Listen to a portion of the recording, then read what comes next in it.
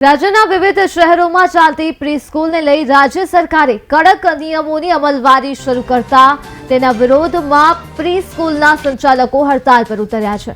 રાજ્યમાં અંદાજે 40,000 જેટલી પ્રી-સ્કૂલ બંધ રાખી વિરોધ પ્રદર્શિત કરવામાં આવી રહ્યો છે। પ્રી-સ્કૂલને લઈ રાજ્ય સરકાર દ્વારા જે નિયમો ઘડવામાં આવ્યા છે તેમાં પ્રી-સ્કૂલ ચલાવવા માટે સંચાલક પાસે સ્થળ પરનું બીયુ પરમિશન અને 15 વર્ષની રજિસ્ટર્ડ લીઝ એગ્રીમેન્ટ ફરજિયાત કરવામાં આવી છે।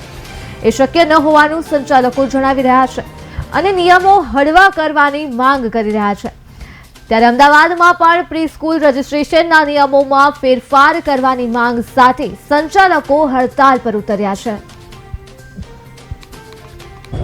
અમારી પ્રી સ્કૂલો વારંવાર રિક્વેસ્ટ કરવા છતાં सीएम साहेब, ડિંડોર साहेब, પાનસેરિયા સાહેબને જે નવી રજિસ્ટ્રેશન પોલિસી આવી છે વારંવાર રિક્વેસ્ટ કરી છે પણ એમના તરફથી કોઈ જવાબ આવ્યો નથી। તો આજે અમે સમગ્ર ગુજરાતની પ્રી સ્કૂલો બંધ રાખવાનો એલાન કર્યો હતો જે બંધ રહી છે અને આજે એના અગેન્સ્ટ માટે એમને રિક્વેસ્ટ કરવા માટે અહીંયા અમે ભેગા થયા છીએ। શું મુખ્યત્વે માંગણીઓ છે? અમારી મુખ્ય માંગણીઓ 4 છે।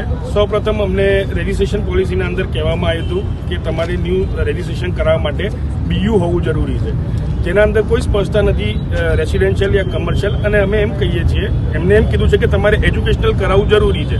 તો અમારી એવી માંગ છે કે તમે સેફટીને ધ્યાનમાં રાખો, રેસિડેન્શિયલ યા કમર્શિયલ કોઈ પણ હોય સાથે સ્ટ્રક્ચરલ સ્ટેબિલિટી સર્ટિફિકેટથી કામ ચલાવો। એના પછી અમારી એક બીજી માંગ એવી પણ છે કે જે અમને 15 વર્ષનો રજિસ્ટર્ડ લીઝ એગ્રીમેન્ટ કરવાનો કીધો છે। અમારી પ્રી સ્કૂલો નાની પ્રી સ્કૂલો હોય છે, ઘરની નજીક હોય છે, જે બંગલામાં યા નાની ઓફિસોમાં રેન્ટ પર ચાલતી હોય છે, બરોબર। ત્યાં કોઈ બી મકાન માલિક 15 વર્ષનો રજિસ્ટર્ડ લીઝ એગ્રીમેન્ટ આપવા માટે રેડી રહેશે નહીં। તો અમે 11 મહિનાનો સિમ્પલ ભાડા કરાર માગી રહ્યા છીએ। સાથે અમને કીધું છે કે તમે ટ્રસ્ટ બનાવો, બરોબર। નાની પ્રી સ્કૂલ જ્યાં મહિલાઓ વધારે ચલાવતી હોય છે, તમે અહીંયા જોઈ બી શકો છો મહિલાઓ વધારે છે, બરોબર। એ નાની પ્રી સ્કૂલો મહિલાઓ જે 50 થી 100 છોકરાઓ હોય એ ટ્રસ્ટનું રેગ્યુલર અપડેટ રાખવું બહુ ડિફિકલ્ટ થઈ જાય। એટલે અમારી રિક્વેસ્ટ એવી છે કે તમે પ્રોપ્રાઇટરશિપ યા પાર્ટનરશિપમાં અમને આવવા દો।